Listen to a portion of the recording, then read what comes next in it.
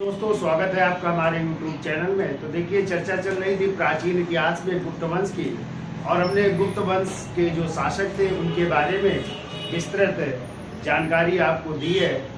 और आज जो है गुप्त वंश के प्रशासन की चर्चा कर लेते हैं। लेकिन प्रशासन से पहले हम आपसे कुछ क्वेश्चन भी पूछ लेते हैं, रिवीजन भी करवा देते हैं। तो बताइए जरा, पहला क्वेश्चन कि गुप्त वंश का आज है संस्थापक कौन था? तो क्या बताओगे? श्रीगुप्त। क्या बताओगे? श्रीगुप्त। और श्रीगुप्त ने जो है गुप्त वंश की स्थापना कब की? 275 ईस्वी में। कब की? 275 ईस्वी में। और आज है गुप्त शासक पहले किसके सामंत थे? कुषाणों के। किसके सामंत थे? कुषाणों के सामंत थे। और यही गुप्त शासक था श्रीगुप्त, जिसने कौन सी उपाधि धारण की थी? महाराज की। कौन सी? महाराज। फिर उसका पुत्र अगला शासक बना घटोत्कच, और उसने भी कौन सी उपाधि धारण की थी? महाराज की उपाधि धारण की थी। फिर यदि आ जाए गुप्त वंश का वास्तविक संस्थापक कौन था? तो चंद्रगुप्त प्रथम, जिसका टाइम है 319 या 320 ईस्वी से 335 ईस्वी। ठीक है। और यही चंद्रगुप्त प्रथम है जिसने कौन सी? महाराजा धीराज की उपाधि धारण की। ठीक है। और इसने एक संवत भी चलाया जिसे कहते हैं गुप्त संवत, जिसकी डेट 319 या 320 ईस्वी, जिसे मालव संवत भी कह देते हैं। ठीक है। सॉरी, बल्लभी संवत। क्या कहते हैं? बल्लभी संवत, या गुप्त संवत, या बल्लभी संवत भी कहते हैं। फिर हमने बताया था कि चंद्रगुप्त प्रथम का विवाह हुआ था लिच्छवी राजकुमारी किसके साथ? कुमार देवी के साथ हुआ था ना। और उसने जो है सिक्के भी जो चलाए थे वो राजा रानी प्रकार के या विवाह प्रकार के सिक्के थे, जिसमें उसकी पत्नी कुमार देवी को क्या देते हुए? अंगूठी देते हुए, और दूसरी तरफ दुर्गा की आकृति अंकित है। ठीक है। फिर चंद्रगुप्त प्रथम के बाद जो है अगला जो गुप्त शासक बना था वो था समुद्रगुप्त। कौन था? लेकिन समुद्रगुप्त से पहले एक और शासक का नाम आता है कांच। तो कुछ इतिहासकार कहते हैं कि वो उसका भाई था, लेकिन कुछ इतिहास कहते हैं कि कांच ही समुद्रगुप्त था। ठीक है। अब जो है समुद्रगुप्त के बारे में हमें जानकारी उसकी प्रयाग प्रशस्ति से मिलती है। ठीक है। तो यदि आ जाए प्रयाग प्रशस्ति, प्रशस्ति का अर्थ क्या होता है? तो राजा की स्तुति। किसकी स्तुति? राजा की स्तुति होता है। ठीक है। और प्रयाग प्रशस्ति यदि आ जाए किस भाषा में लिखी गई है? तो ब्राह्मी प्लस संस्कृत, अर्थात चप्पू शैली में। और चप्पू शैली कैसी होती थी? गद्य और पद्य में लिखी गई। ठीक है। किसने लिखा था इसको? हरिसेन ने। किसने? जो उसके महाशल्य विग्रह मंत्री भी थे, तो उन्होंने इसको लिखा था। जबकि इसको निर्गत करने का कार्य करवाया था तिलक भट्ट ने। और हमने बताया था प्रयाग प्रशस्त में कुल कितनी पंक्तियां हैं? 33 पंक्तियां हैं। कितनी? 33, यानी 33 पंक्तियां हैं। और इसको उत्खनन का कार्य, इसको खोजने का कार्य किया था ए ट्रायर महोदय। कब किया था? 1834 ईस्वी में किया था ए ट्रायर महोदय ने। भी आपको याद रखना। ठीक है।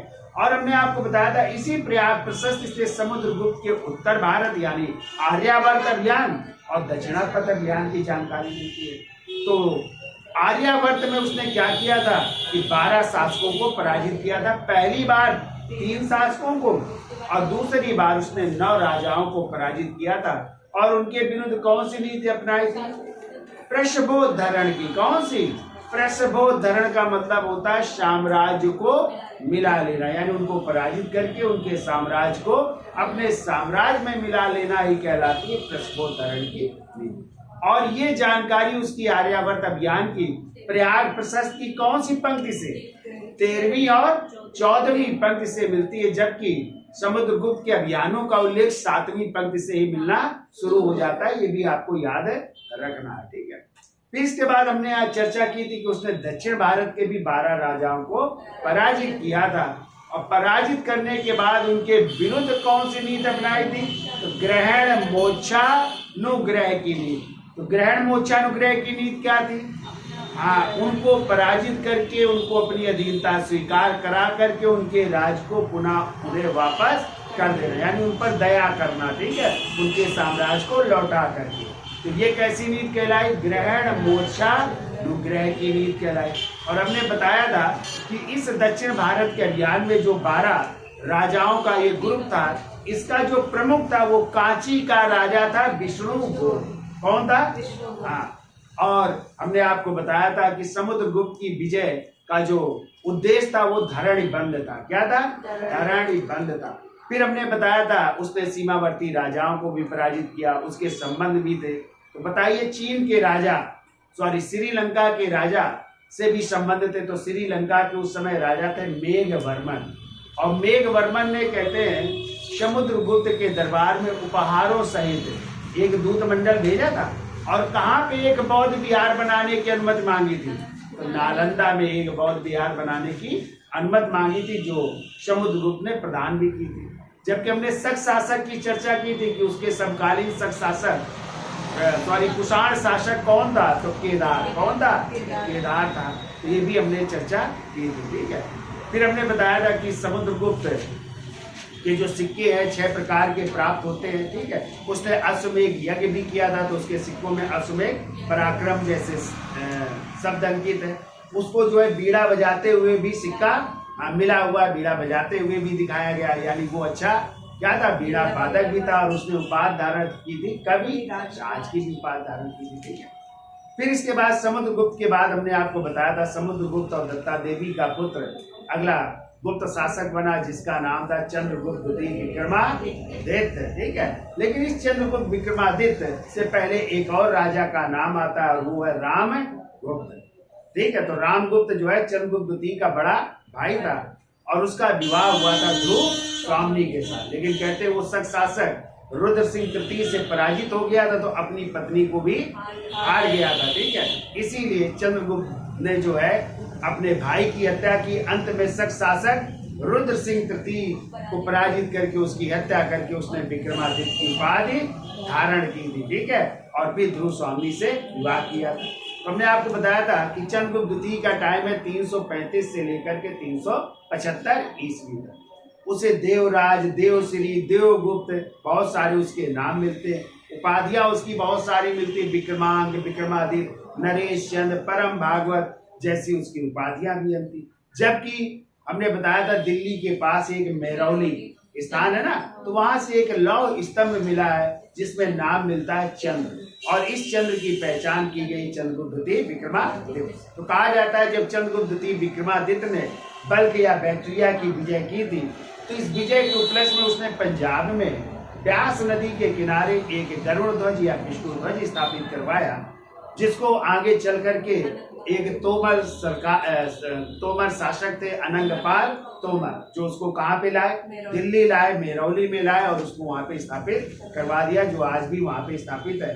और ऐसा उस लौह स्तंभ के बारे में कहा जाता है कि उस समय साइंस टेक्नोलॉजी बहुत अच्छी थी कि आज तक उसमें जंग नहीं लगी है, सर्दी गर्मी बरसात के मौसम में ऐसे खड़ा। ठीक है।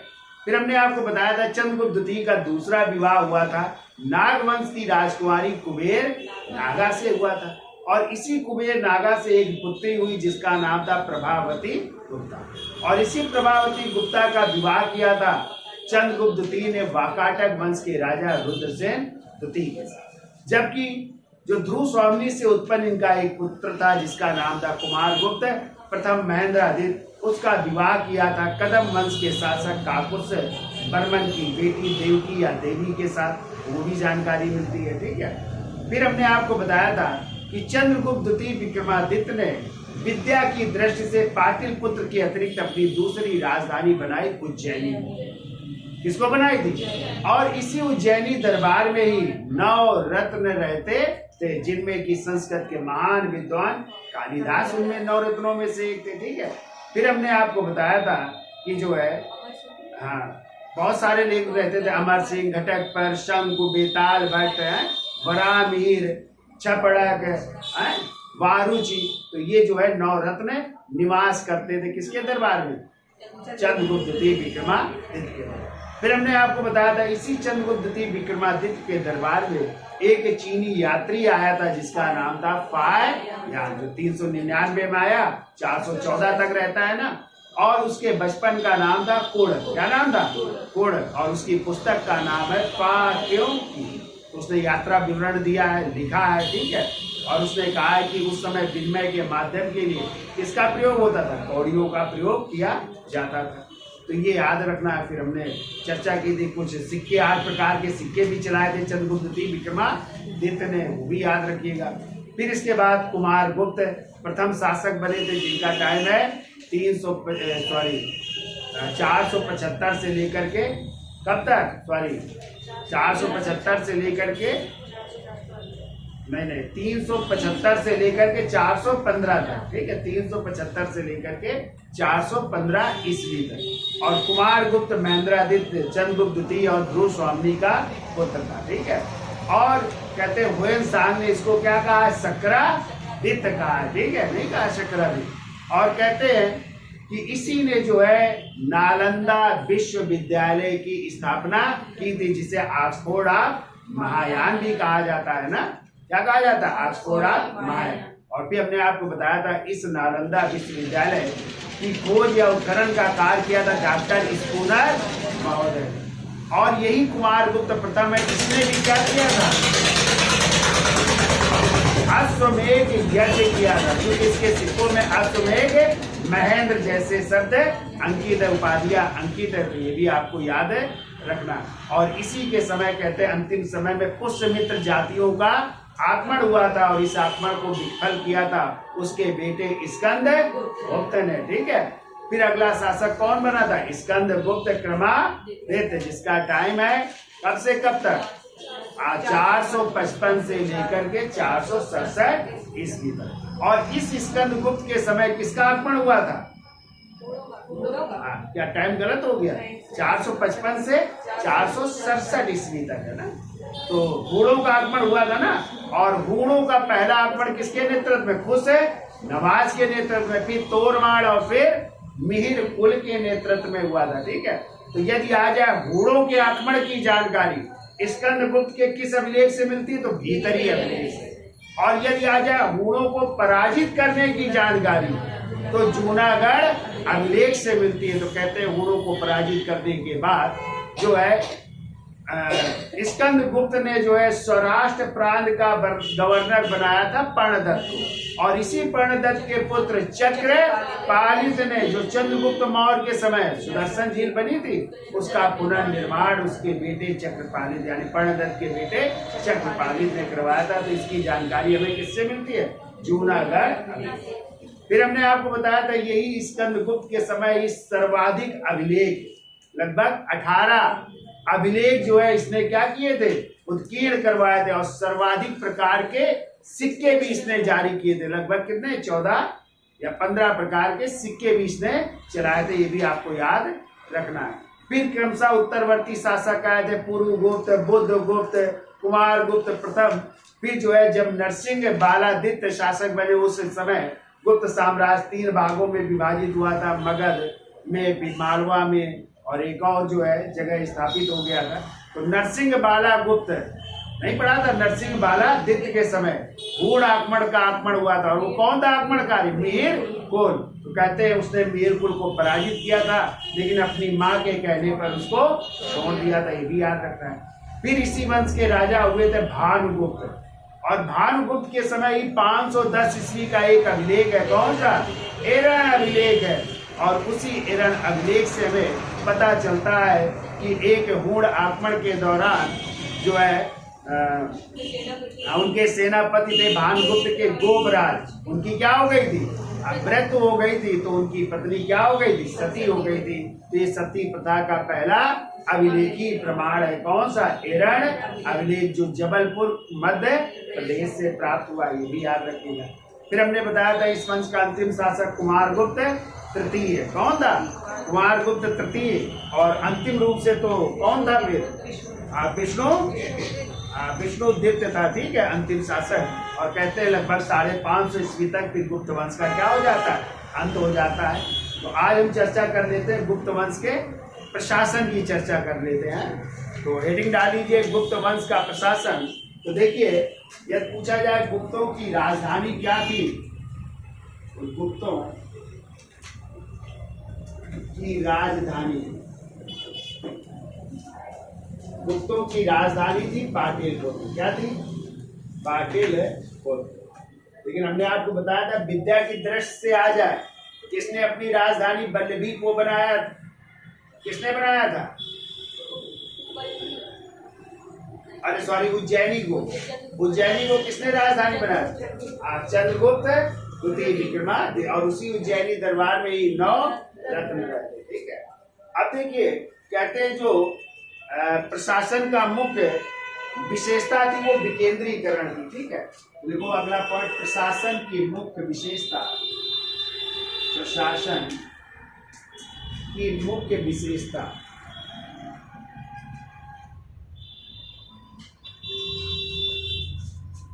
विकेंद्रीकरण।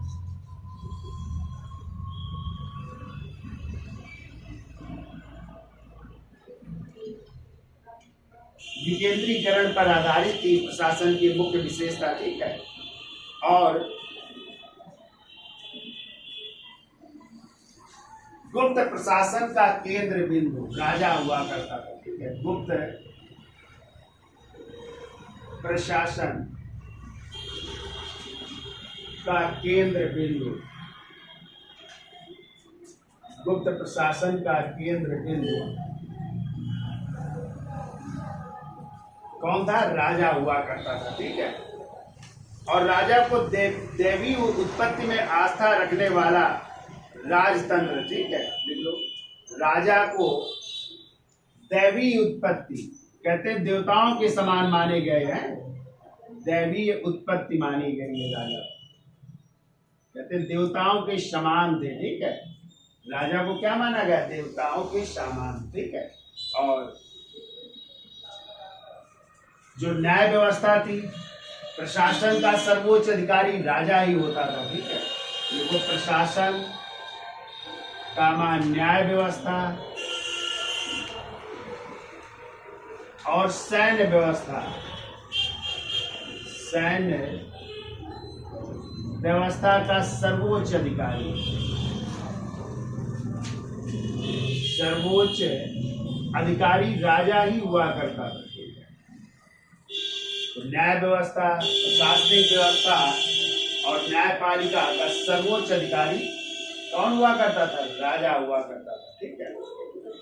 प्रशासन, न्याय, सैन्य का सर्वोच्च अधिकारी राजा था। ठीक है। तो देखिए, इलाहाबाद स्तंभ लेख या प्रयाग स्तंभ लेख कह सकते हैं। ठीक है। देखो, प्रयाग स्तंभ लेख में, प्रयाग स्तंभ लेख में, ठीक है, समुद्रगुप्त को या समुद्रगुप्त की तुलना, समुद्र गुप्त की तुलना की गई है कुबेर से। है तुलना इंद्र, वरुण, कुबेर, इंद्र कामा वरुण कामा कुबेर तथा यम से किए जाने के साथ ही, तथा यम यानी यमराज है, यम से किए जाने के साथ ही, यम से किए जाने के साथ ही समुद्रगुप्त को पृथ्वी पर निवास करने वाला, समुद्रगुप्त को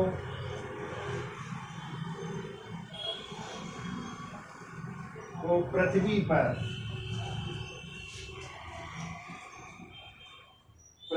पर निवास करने वाला,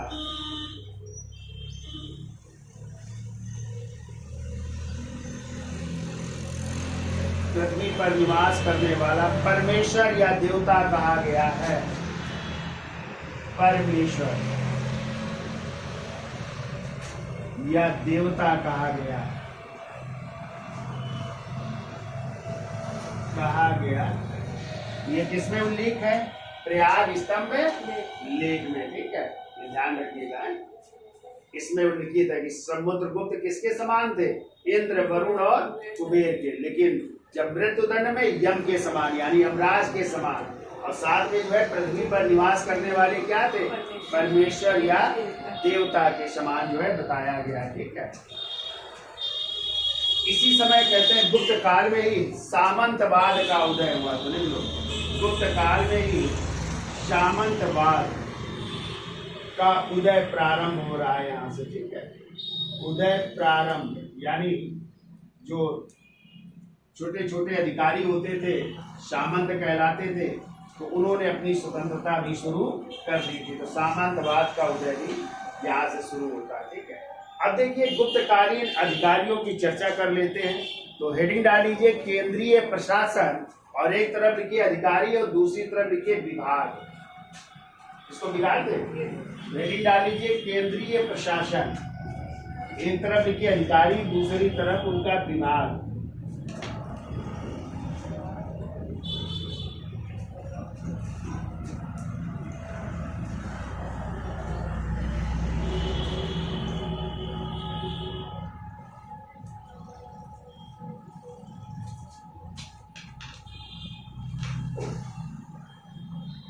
केंद्रीय प्रशासन,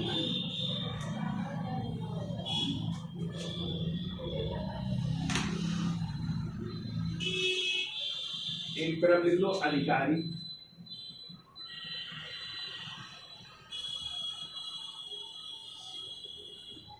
और दूसरी तरफ लिख लो विभाग।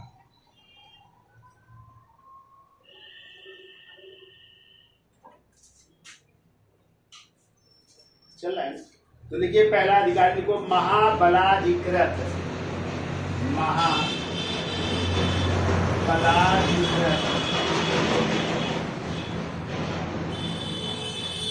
और महाबलाधिकृत होते थे, लिख लो सेनापति।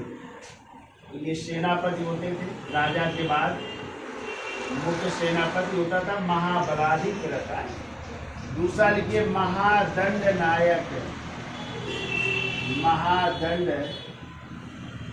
नायक, और महादंड नायक होते थे न्यायाधीश। तो लिख लो न्यायाधीश।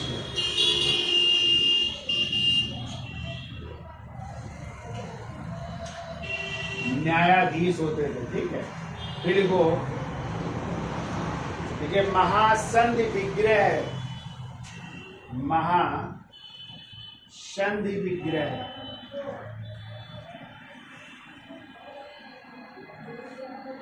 और महासंधि विग्रह होते थे विदेश मंत्री या युद्ध एवं शांति के मंत्री। ऐसा लिख लो, युद्ध एवं शांति के मंत्री, या ये लोग कह सकते हैं विदेश मंत्री भी है। युद्ध एवं शांति के मंत्री या विदेश मंत्री हुआ करते थे। फिर को दंड पाशिक, दंड पाशिक, ये होता था पुलिस विभाग का अधिकारी। पुलिस विभाग का अधिकारी,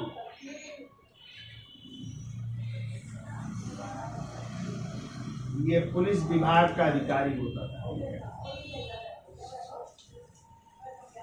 फिर को विनय स्थिति स्थापक, विनय स्थिति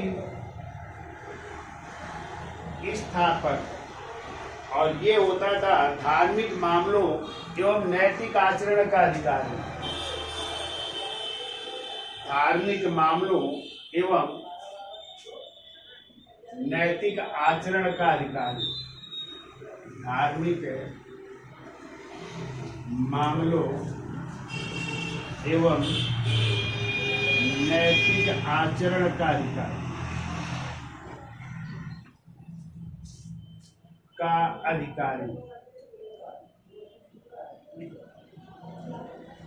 ठीक है।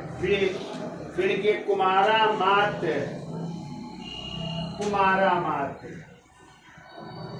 कुमारा मात्र, ये होते था जिले का प्रमुख अधिकारी। जैसे आज IAS है जिले का प्रमुख अधिकारी, जैसे DM नहीं होते हैं, डिस्ट्रिक्ट मजिस्ट्रेट है, जिला अधिकारी जिसे कहते हैं। तो ये जिले का प्रमुख अधिकारी होता था, ठीक है। पूरे जिले का अधिकारी होता था कुमारा माँ। फिर को महापक्ष पटलिक, महापक्ष पटलिक,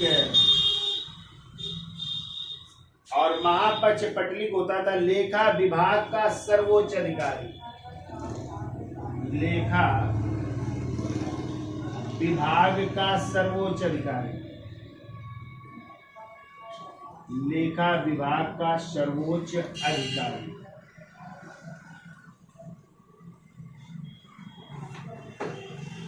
लेखा विभाग का सर्वोच्च अधिकारी है। फिर को महाप्रतिहार, इधर लिखे तो महाप्रतिहार, ऐसी को दूसरा नाम था कंचुकी भी कहते हैं, कंचुकी, दोनों नाम लिख लो है। कंचुकी भी पूछा गया तो ये होता था अंतःपुर या राजमहलों का अधिकारी। अंतःपुर या राजमहलों का अधिकारी, उधर आ रहा है कि नहीं? राजमहलों का अधिकारी, ठीक है। महाप्रतिहार के बाद को सर्वाध्यक्ष, सर्वाध्यक्ष ये केंद्रीय अधिकारी होते थे, या केंद्रीय शासन के अधिकारी, या केंद्रीय अधिकारी कर लो, केंद्रीय शासन के अधिकारी, केंद्रीय शासन के अधिकारी होते थे। सर्वाध्यक्ष के बाद लिखे भंडारागाराधिकृत, भंडागाराधिकृत, भंडागाराधिकृत, और ये होता था राजकोष का अधिकारी, राजकोष का अधिकारी।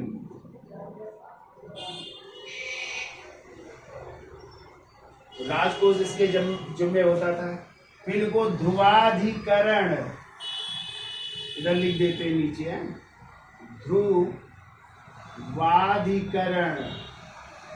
ये भी बहुत पूछे जाते हैं, इसको याद रखिएगा। ध्रुवाधिकरण होता था भूकर या राजस्व कर वसूली करने वाला अधिकारी है। भूकर यानी भूमि कर, भूकर या राजस्व वसूलने वाला अधिकारी, राजस्व वसूलने वाला अधिकारी।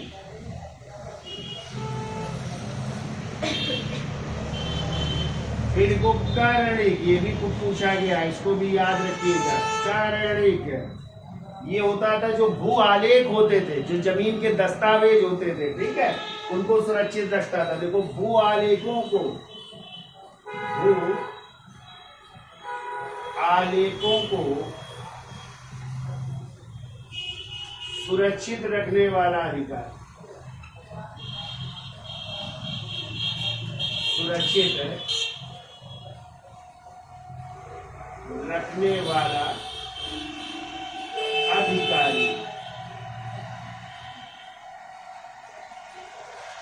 कर्णिक होता था। फिर को पुस्तपाल, तो यहाँ पे लिख देते हैं, लिखिए पुस्तपाल, दो और रह गए, लिख लो इसीलिए पुस्तपाल। ये होता था, लिखिए कार्यालयों के अभिलाषों को सुरक्षित रखने वाला अधिकारी। कार्यालयों के नहीं, क्लर्क होते हैं जो, कार्यालयों के अभिलेखों को, दस्तावेजों को, अभिलेखों को सुरक्षित रखने वाला अधिकारी, सुरक्षित रखने वाला अधिकारी, रखने वाला अधिकारी। फिर को पुरपाल,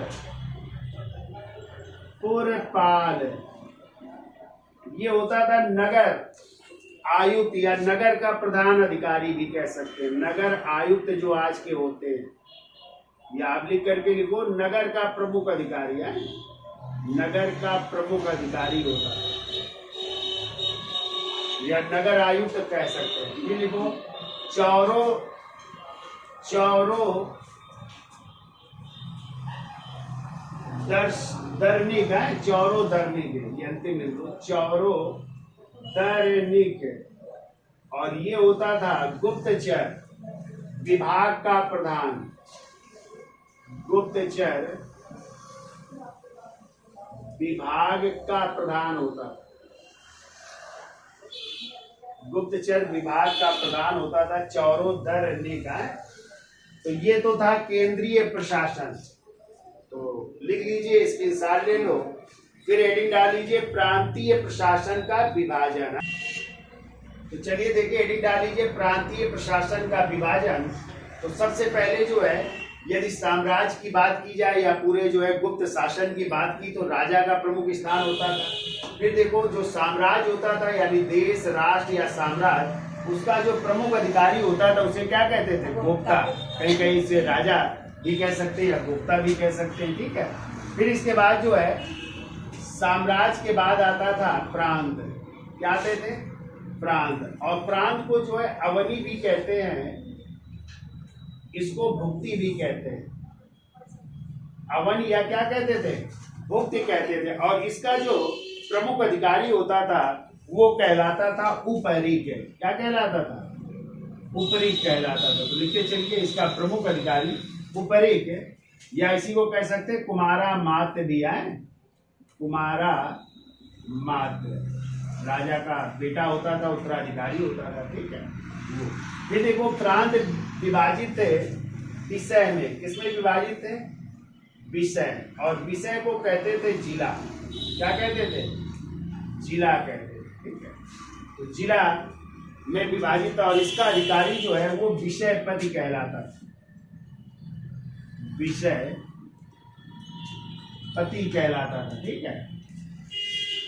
और इसकी सहायता के लिए जो है श्रेष्ठी, जो सहायक इसके होते थे, एक तो श्रेष्ठी होते थे, दूसरे सार्थवा होते थे। जो व्यापारियों का प्रमुख होता था, ये व्यापारी होते थे। और कुलिक एवं कायस्थ होते थे। कायस्थों का सर्वप्रथम उल्लेख अभी हम पढ़ाएंगे, याज्ञवल्क्य की स्मृति में मिला है। और जब जाति के रूप में पूछा जाए तो ओसनक स्मृति में मिलता है, ठीक है। फिर विषय विभाजित थे वीथी में, वीथी। और वीथी कहते थे तहसील, जैसे आज नहीं होती है तहसील, वो कहते थे वीथी कहते थे। इसमें विभाजित थी, ठीक है। फिर इसके बाद वीथी विभाजित थी पेठ में। और पेठ जो है ये कई गांवों का समूह होता, कई गांवों का समूह, ये पेड़ कहलाता था, ठीक है। और फिर इसके बाद होता था गांव। सबसे छोटी इकाई थी गांव, ठीक है, या गांव या ग्राम भी कह सकते हैं। और इसका जो प्रमुख होता था वो ग्रामिक कहलाता था, ग्रामिक कहलाता। तो ये देखिए, इस तरह विभाजन था साम्राज्य का। तो देश, राष्ट्र या साम्राज्य, गोप्ता या राजा भी कह सकते हैं, ठीक है। फिर इसके बाद जो है प्रांत, अवन या भुक्ति, तो इसका जो अधिकारी उपरिक या कुमारा मात्र कहलाता था। फिर इसके बाद प्रांत विभाजित थे विषय, विषय को जिला कहते थे, जिसका अधिकारी विषयपति। और इसकी सहायता के लिए जो है श्रेष्ठी होते थे, सार्थवा होते थे, कुलिक होते थे, कायस्थ होते थे। फिर विषय का विभाजन था वीथी में, वीथी को कहते थे तहसील, ठीक है, जैसे आज भी तहसील होती है। फिर वीथी विभाजित थी किसमें? पेट में। पेट होता था कई गांवों का समूह। और सबसे छोटी इकाई क्या थी? गांव, ठीक है, जिसका अधिकारी क्या कहलाता था? ग्रामीण कहलाता था, ठीक है। तो ये याद रखिएगा। इसके अलावा जैसे हमने बताया, ये जो सहायक थे तो लिख लो, देखो श्रेष्ठी या नगर श्रेष्ठी जो है नगर श्रेणियों का प्रधान था, लिख लो यहाँ पे, लिखेगा वो श्रेष्ठी, चौधरी लिख देते। ये जो श्रेष्ठी था, श्रेष्ठी नगर श्रेणियों का प्रधान, श्रेणियों का प्रधान होता था, ठीक है। फिर देखो सार्थवाद, ये व्यापारियों का प्रमुख होता था, व्यापारियों का प्रमुख होता था, व्यापारियों का प्रमुख, वो शार्दवाद कहलाता था, ठीक है। फिर वो प्रथम कुलिक, प्रथम कुलिक, ये प्रधान शिल्पी होते थे, प्रधान शिल्पी कहलाते थे। इनको कायस्थ, ये लेखक होते थे, जो लिखा पढ़ी का कार्य होता था ना, वो कायस्थ लोग करते थे। आज भी कायस्थ लोग आपने देखा होगा, मुनीम ज्यादा होते हैं, लिखा पढ़ी का कार्य ज्यादा करते हैं, ठीक है। तो कायस्थ लेखक या लिपिक भी कह सकते हैं, लिपिकों का प्रमुख, लिखने का कार्य जो करते थे, लिपिकों का प्रमुख होते थे, तो कायस्थ कहलाते थे, ठीक है। अब देखो, यदि आ जाए ग्राम प्रशासन की जानकारी हमें कहाँ से मिलती है, तो खो अभिलेख राजस्थान से। तो लिख लो, ग्राम प्रशासन की जानकारी यहाँ पे लिख लेना, अगला पॉइंट, ग्राम प्रशासन की जानकारी खो अभिलेख राजस्थान से है। खो अभिलेख राजस्थान से प्राप्त होती है, ये भी याद रखिए, खो अभिलेख राजस्थान से प्राप्त होती है। तो ये तो हो गई प्रांतीय विभाजन, याद हो जाएगा। तो श्रेष्ठी क्या होते थे, नगर श्रेणियों का प्रधान, सार्थवाद व्यापारियों का प्रमुख होता था, प्रथम कुलिक प्रधान शिल्पी होता था, कायस्थ लेखक या लिपिकों के प्रमुख होते थे, ठीक है। ये याद रखिएगा। हेडिंग डाल लीजिए सैन्य व्यवस्था, हेडिंग डाल लीजिए सैन्य व्यवस्था। तो सैन्य व्यवस्था में पहला लिखिए महाबलाधिकृत, महाबलाधिकृत। और हमने आपको बताया था, यदि आ जाए सैन्य विभाग का प्रमुख कौन होता था, तो महाबलाधिकृत है। तो लिख लो सेना का सर्वोच्च अधिकारी, सेना का सर्वोच्च अधिकारी होता था।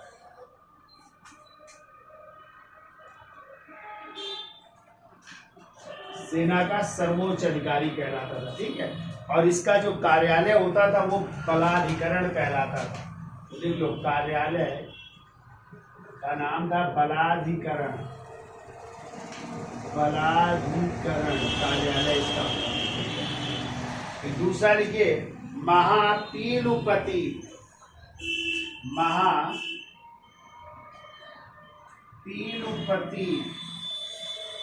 पील माने होते हैं हाथी, ठीक है।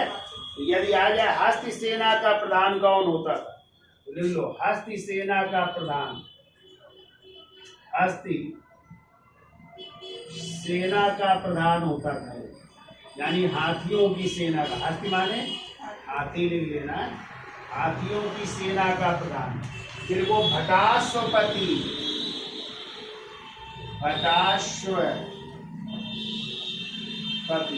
अश्व माने क्या होता है, घोड़ा होता है ना, तो देखो घोड़ सवार की या घुड़सवार सेना का प्रधान है, घुड़सवार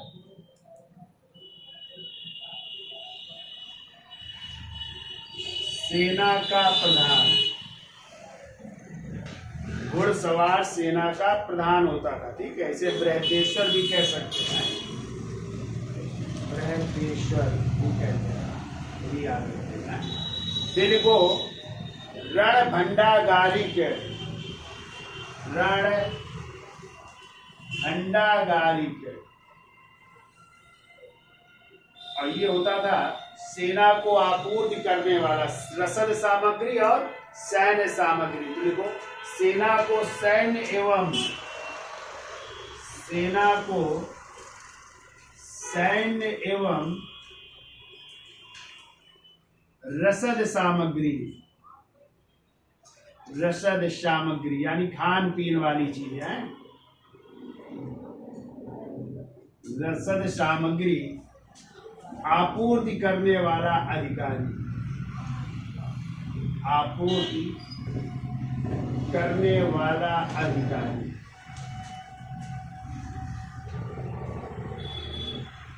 अधिकारी, ठीक है। फिर को चामुप, चामुप ये होती थी पैदल सैन्य टुकड़ी, पैदल सैन्य टुकड़ी, ये चामुप कहलाती थी, ठीक है। फिर को चाट, खाने वाली नहीं, ये साधारण सैनिक थे, चाट है, साधारण सैनिक चाट कहलाते। ऐसे भाट होते थे, बिल्कुल देखिए भाट, ये पुलिस कर्मचारी थे, ये नाम है पहले से, ये पुलिस है, क्या होते थे, कर्मचारी होते थे, पुलिस कर्मचारी, पुलिस कर्मचारी। और एक हमने पीछे पढ़ाया था, गुप्तचर विभाग का अधिकारी कौन होता था, चौरो, क्या नाम लिखा था उसका, धार्मिक, चौरो धार्मिक है, अच्छा धार्मिक, चलो धार्मिक नहीं कह सकते, चौरो धार्मिक या चौरो, चौरो क्या नाम होता है, धार्मिक है, तो दोनों लिख लो नाम है। और ये होता था, लिख लो, गुप्तचर विभाग का अधिकारी या चोरों को पकड़ने वाला अधिकारी, गुप्तचर विभाग का अधिकारी या चोरों को पकड़ने का अधिकारी भी कह सकते हैं, चोरों को पकड़ने वाला अधिकारी वाला अधिकारी। ये तो थी आपकी सैन्य व्यवस्था, ठीक है। अब हेडिंग डाल लीजिए न्याय व्यवस्था।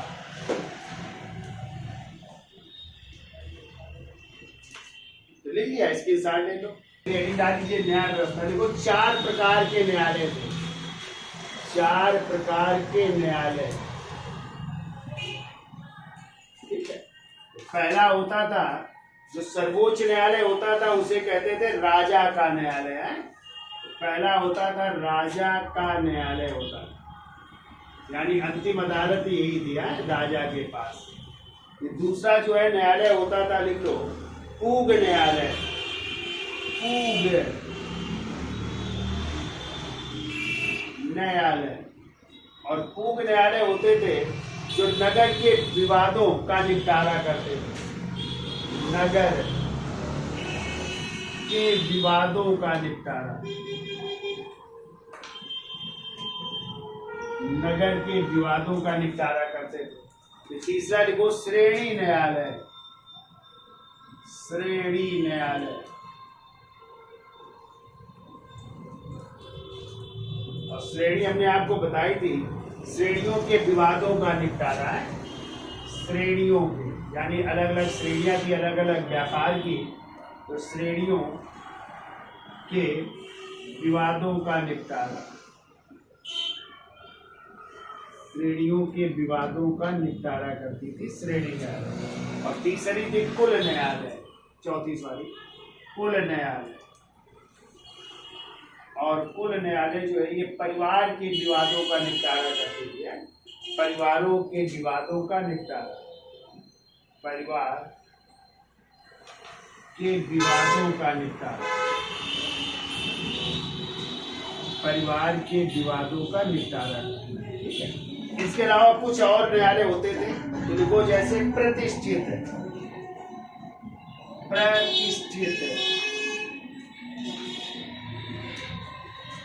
ये स्थायी न्यायालय होते थे, तो लिख लो स्थायी न्यायालय, स्थायी न्यायालय होते थे। दूसरा लिखिए अप्रतिष्ठित, अप्रतिष्ठित, ये होते थे विशेष प्रयोजनों के लिए स्थापित न्यायालय। विशेष प्रयोजनों के लिए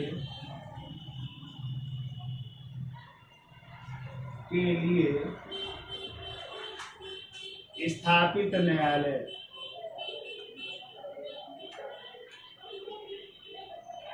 विशेष प्रयोजनों के लिए स्थापित न्यायालय। तीसरे लिखे शासित।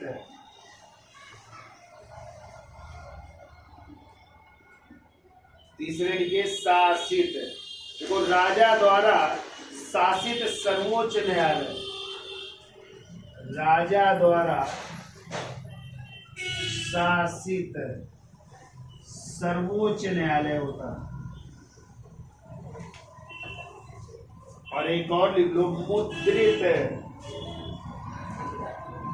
मुद्रित। और ये न्यायालय होता था, लिखो,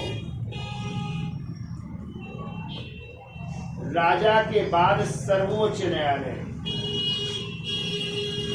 राजा के बाद सर्वोच्च न्यायालय होता। तो ये भी न्यायालय का उल्लेख मिलता है। ठीक है, तो ये तो हो गई न्याय व्यवस्था। अब हेडिंग डाल दीजिए आर्थिक व्यवस्था या आर्थिक स्थिति गुप्त काल की।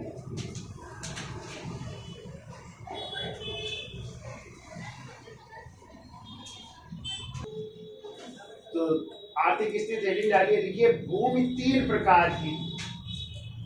भूमि या जमीन 3 प्रकार की थी। कौन कौन सी थी? तो एक तो होती थी राजा के स्वामित्व में, तो पहली लिखो, जो राजा के अधीन होती थी। राजा के स्वामित्व में।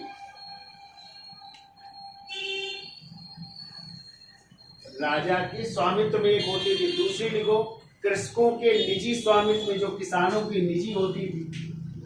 कृषकों के निजी स्वामित्व में, तो किसानों के अधीन होती थी, उनकी खुद की निजी होती थी स्वामित्व में। और तीसरी जो जमीन होती थी वो होती थी मंदिरों और ब्राह्मणों को दी जाने वाली, जो दान में दी जाने वाली भूमि होती थी। तो लिखो, मंदिरों एवं ब्राह्मणों को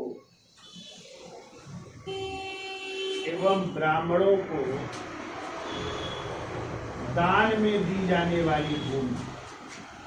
दान में दी जाने वाली भूमि।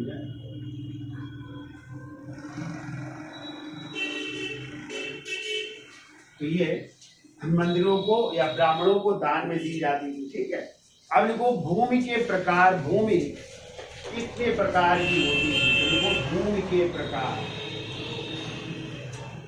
भूमि के प्रकार लिख लीजिए। तो पहला लिखो क्षेत्र, और क्षेत्र को कहते थे खेती योग्य भूमि। खेती योग्य भूमि वो कहलाती थी क्या? क्षेत्र है। लिखिए दूसरी, लिखिए देखो वास्तु। और वास्तु होती थी निवास के लिए या निवास योग्य भूमि है, जिसमें लोग रहते थे घर बनाकर। निवास योग्य भूमि कहलाती थी, वो वास्तु कहलाती थी। फिर वो गोचर, तीसरी गोचर, वो माने गाय भी होता है, यानी जहाँ पे जानवर चरने जाते थे, तो चारागाह भूमि कह सकते हो। बिल्कुल, चारागाह भूमि। चारागाह भूमि, जहाँ पे जानवर चरने जाते थे, चारागाह भूमि कहलाती। फिर वो सिल, या इसी को खिल भी कहते हैं। चौथी लिखो सिल या खिल। सिल या खिल भूमि ये होती थी जो भूमि जोती ना जाती हो, है? जो भूमि जोती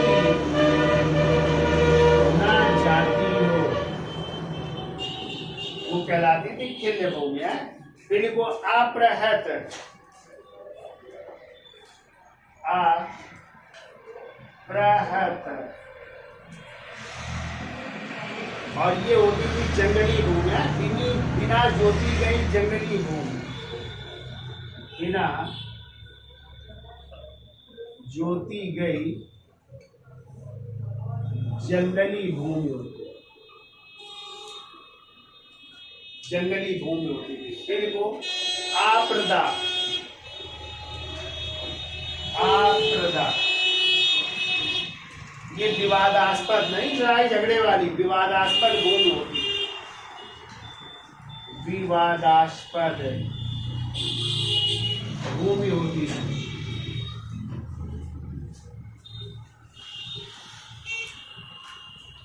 ठीक है, और लिख लो, एक आध और है। देखो, अर्ध खेल, एक वर्ष में से खेती ना की गई भूमि, अर्ध खेल इधर लिख देते हैं, अर्ध खेल लिख दो। एक वर्ष से खेती ना की गई भूमि, एक वर्ष से खेती ना की गई भूमि, लिख लो। केवल लिखो खिल, खिल लिख तो गया वो शिल था, लिखो खिल, खिल लिखो। इसमें 3 वर्ष से खेती ना की गई भूमि है, 3 वर्ष से खेती ना की गई भूमि है। और फिर अंतिम लिख लो, जिसे कहते हैं वन है, और वन वो भूमि होती थी जिन पर 5 वर्ष से खेती ना की गई वो भूमि, वो कहलाती थी वन कहलाती है। तो इस तरह ये भूमियों के प्रकार थे। ठीक है, अब इसके बाद चर्चा कर लेते हैं टैक्स की, यानी गुप्त काल में टैक्स क्या था। तो टैक्स ज्यादातर 1/6 ही रहा है, लेकिन यहाँ कहीं कहीं 1/6 से लेकर के 1/4 तक जो है टैक्स वसूला जाता था। ठीक है, तो हेडिंग डाल लीजिए कर या राजस्व। तो हेडिंग डाल लीजिए टैक्स और राजस्व क्या होता था, यहाँ पे क्या कहते थे इसमें। तो पहला लिखिए भाग, भाग होता था। ठीक है, और भाग जो है उपज का 1/6 से 1/4 तक लिया जाता था। देखो, उपज का 1/6 से लेकर 1/4 तक लिया जाता था, वो कहलाता था भाग। फिर दूसरा लिखो भोग, भोग लिखिए, ये जनता द्वारा उपहार में दिया जाता था। तो जनता द्वारा भेंट किया गया उपहार, जनता द्वारा भेंट किया गया उपहार, भेंट किया गया उपहार होता था, जो जनता देती थी वो भोग कहलाता था। फिर वो उद्रंग,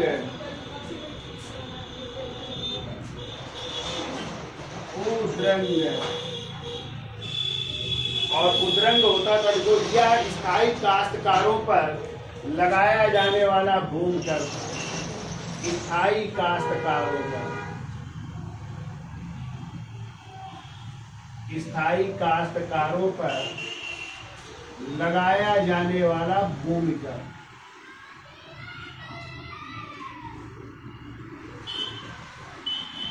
लगाया जाने वाला भूमि कर होता, वो कहलाता था उद्रंग। कई बार पूछा गया है, ये तीनों इंपॉर्टेंट है, याद रखिएगा। फिर वो भूतो प्रांत प्रत्यय, भूतो प्रांत प्रत्यय, भूतो प्रांत प्रत्यय, ये होता था आयातित वस्तुओं पर लगने वाला कर, जो आयात की जाती थी, आयातित वस्तुओं पर लगने वाला कर।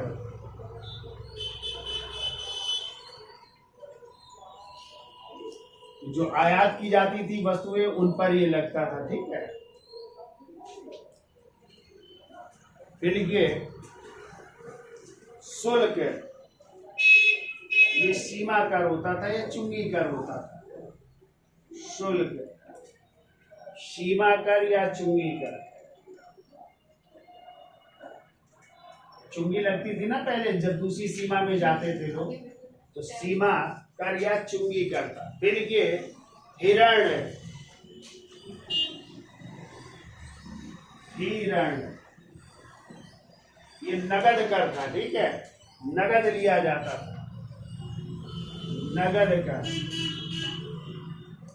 फिर वो मेय, ये अनाज कर था, अनाज के रूप में टैक्स लिया जाता, नहीं है पैसे, अनाज जमा करिए आता है, अनाज कर, अनाज कर। फिर वो बलि, और बलि होता था धार्मिक कर, ये धर्म के नाम पे लिया जाता था, धार्मिक कर, तो बलि कहलाता था, ठीक है।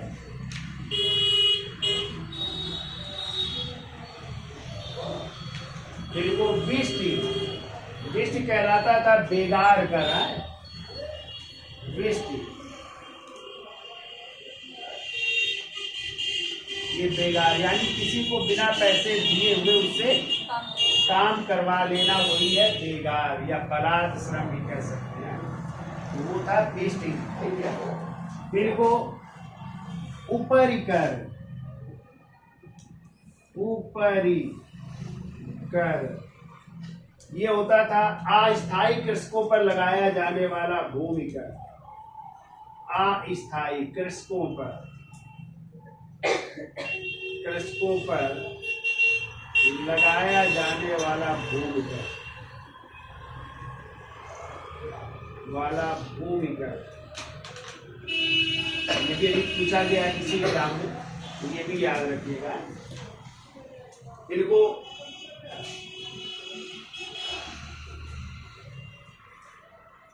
इनको भट्ट कर,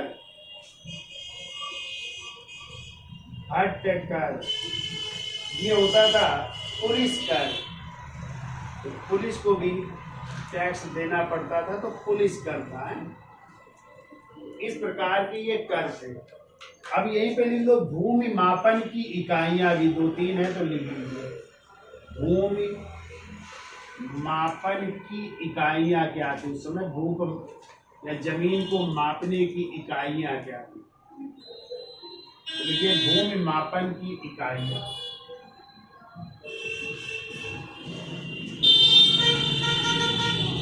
देखो पाटक है, नंबर 1 लिखिए पाटक।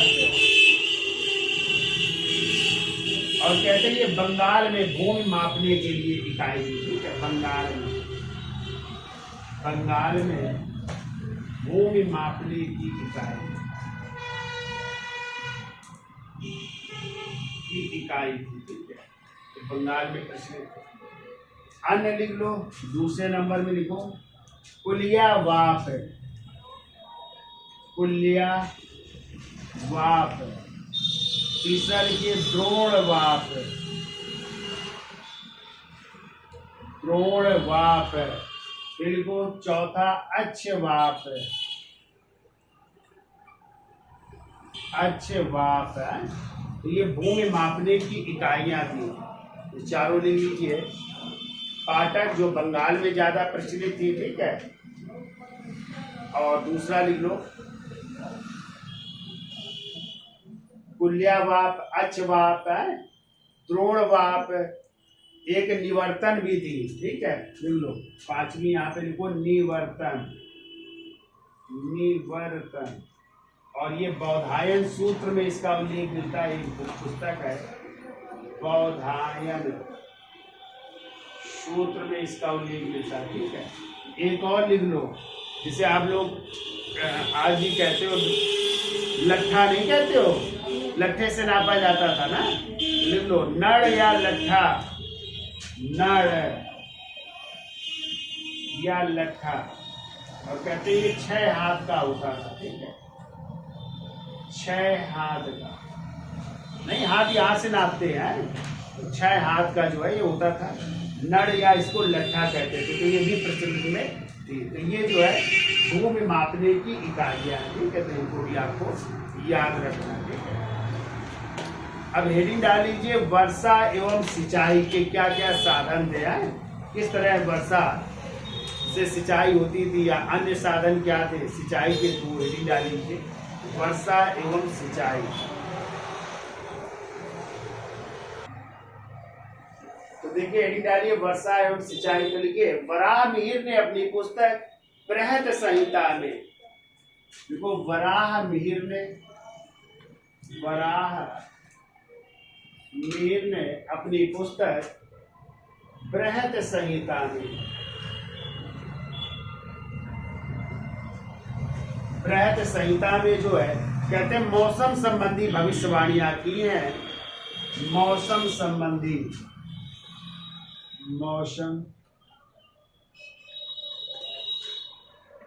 संबंधी भविष्यवाणियां की हैं।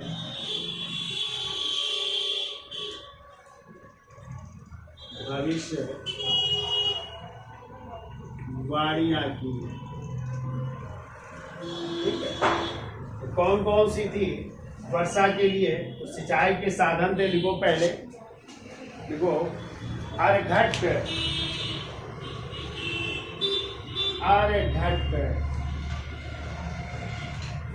इसे रहट भी कह सकते थे, पानी से रहट द्वारा पानी निकाला जाता था। ऐसे होता था घंटी यंत्र,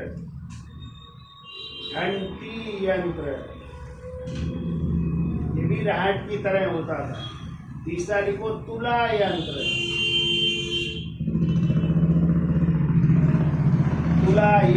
ठीक है। नहीं, चैन निकल वगैरह पहले क्या होती थी, ऐसे करो तो पानी निकलता था, लोग पंबा में जाते थे, नहीं पहले निकाला जाता था।